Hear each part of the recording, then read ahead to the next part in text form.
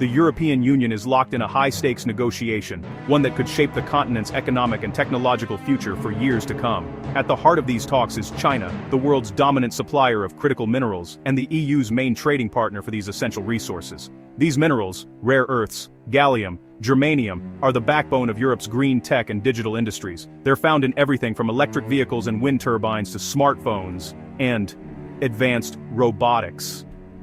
Without a steady supply, European factories could grind to a halt, threatening not just jobs, but the EU's ambitious climate goals and its position in the global economy. China dominates both mining and processing, controlling over 80% of the world's supply.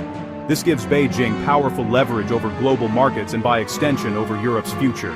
European leaders are now treading carefully, balancing the need for cooperation with the urgency to protect their own interests. They hope that diplomacy and negotiation will keep the supply lines open and stable. This isn't just about business, it's about Europe's technological future and industrial survival. The stakes are higher than ever as the world races toward a green and digital transition. Automakers, green energy firms, and the digital sector all depend on these materials. Their ability to innovate and compete globally hinges on reliable access to critical minerals. A recent crisis exposed just how fragile this dependency is. When supply was disrupted, factories slowed, and headlines warned of economic fallout. One incident triggered China to tighten its grip, sending shockwaves through Europe's supply chains and highlighting the urgent need for diversification. Now, the EU is scrambling to restore trade, strengthen partnerships, and reduce its vulnerability to future shocks.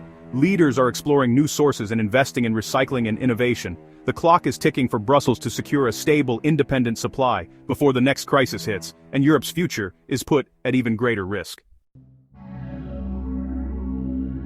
The crisis ignited with Nexperia, a Dutch chipmaker owned by a Chinese firm. Dutch authorities, citing security concerns, intervened, signaling Europe's intent to protect its tech sector. China hit back fast, imposing targeted export controls on gallium and germanium. These minerals are essential for semiconductors, vital to Europe's high-tech industries. China's message was clear: challenge us and we'll squeeze your supply chain. This was no longer just trade, it was economic warfare. The move exposed Europe's vulnerability and the risks of relying on a single supplier. Gallium and germanium power everything from 5G to electric vehicles. China's retaliation turned a simmering dispute into a full-blown crisis.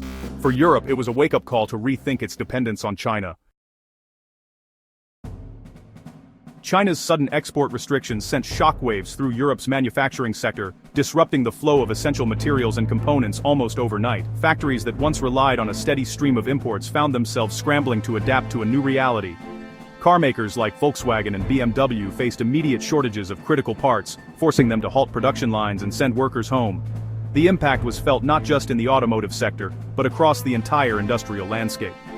The just-in-time model that once drove efficiency and kept costs low now revealed a dangerous weakness: its lack of flexibility in the face of global disruptions. Thousands of suppliers, from electronics to dashboard makers, felt the squeeze as orders dried up and uncertainty grew. Many small and medium-sized businesses struggled to stay afloat. The domino effect threatened jobs and economic stability across the continent, with layoffs and factory closures rippling through communities. The economic downturn was swift and severe. Years of prioritizing low costs and efficiency had left Europe dangerously exposed to political shocks and supply chain vulnerabilities, making it clear that old strategies were no longer enough. With few alternative sources for key materials, companies scrambled to redesign products, diversify their supplier base, and invest in new technologies. Some even looked to source rare earths from new locations. The crisis forced a painful lesson: supply chain resilience is now a matter of economic security, not just efficiency. Governments and businesses alike began to rethink their approach. European leaders realized that securing critical materials is essential for strategic autonomy and the future of their industries. Policy discussions shifted toward building stronger, more independent supply chains. The siege on industry marked a turning point in Europe's approach to global trade, signaling a new era where resilience and security are just as important as cost and efficiency. The EU's response to the crisis is twofold: urgent diplomacy to address the immediate threat, and a long-term push for independence to secure the future. European leaders know that quick action is needed, but they're also thinking years ahead. Behind closed doors, high-level officials are working tirelessly, negotiating with China to restore the vital flow of minerals. These talks are tense and complex, as both sides weigh their interests and the global consequences. The immediate goal is clear: prevent further economic damage and keep Europe's factories running smoothly. Every day of disruption threatens jobs, industries, and the continent's technological edge. But Europe is acutely aware that it can't rely on China forever. The risks of overdependence have never been clearer.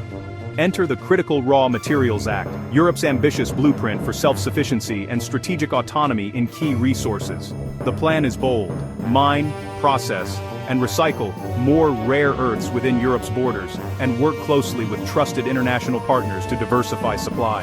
This means massive investments in new infrastructure, technology, and skills, building resilience to break the cycle of dependency that has left Europe vulnerable. In Brussels, leaders face a delicate balancing act: cooperating with China where possible, while preparing for a future where Europe stands on its own. The path to true independence is costly and slow, requiring patience, determination, and unity among EU nations. But it's essential for Europe's long-term security. Political tensions and disagreements remain, yet the EU is more determined than ever to secure its supply chains and protect its industries from future shocks. The stakes are high, nothing less than the continent's prosperity, technological leadership, and security for generations to come. On the ground, Europe's factories are bearing the brunt of the crisis. Chip shortages have forced automakers to cut production and idle plants. The ripple effect hits suppliers, workers, and entire communities. Companies are rethinking their strategies, diversifying suppliers, and considering reshoring. The old model of chasing the lowest cost is giving way to a focus on resilience. Securing rare earths is now a top priority for European industry. The crisis has exposed a critical weakness and sparked a continent-wide push for change. The lesson is clear: survival means controlling your own destiny. Europe's race for resource independence is underway,